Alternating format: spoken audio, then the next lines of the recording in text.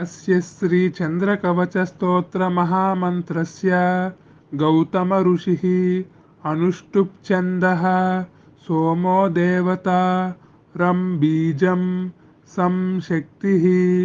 ॐ कीलकं मम सोमग्रहप्रसादसिद्ध्यद्दे जपे विनियोगः वाम अंगुष्ठाभ्यां नमः वीं तर्जनीभ्यां नमः ॐ मध्यमाभ्यां नमः वैं अनामिकाभ्यां नमः वौं कनिष्ठिकाभ्यां नमः वः करतलकरपृष्ठाभ्यां नमः वां हृदयाय नमः वीं शिरसे स्वाहा ॐ शिखायै वषट् वैं कवचाय हुं वौं नेत्रत्रयाय वौषट् वः अस्त्राय फट् भूर्भुवस्सुवरोमिति दिग्बन्धः सोमं द्विभुजपद्मं च शुक्लाम्बरधरं शुभं श्वेतगन्धानुलेपं च मुक्ताभरणभूषणं श्वेतास्वरथमारूढं मेरुं चैव प्रदक्षिणं सोमं चतुर्भुजं देवं केयूरमकुटोज्ज्वलं वासुदेवस्य नयनं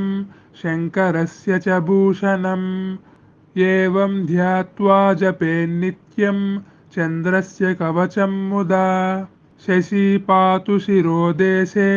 फालं पातु कलानिधिः चक्षुषी चन्द्रमाः पातु श्रुति पातु कलात्मकः घ्राणं पक्षकरः पातु मुखं कुमुदबान्धवः सोमः करौ तु मे पातु स्कन्धौ पातु सुधात्मकः ऊरू मैत्रीनिधिः पातु मध्यं पातु निशाकरः कटिं सुधाकरः पातु उरः पातु शशन्दरः मृगाज्ञो जानुनी पातु जङ्घे पात्वमृताब्धिजः पादौ हिमकरः पातु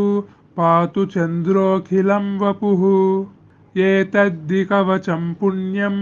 भुक्तिमुक्तिप्रदायकं यः पठेत् शृणुयाद्वापि सर्वत्र विजयी भवेत् इति श्रीब्रह्मवैवर्तमहापुराणे दक्षिणखण्डे श्रीचन्द्रकवचः।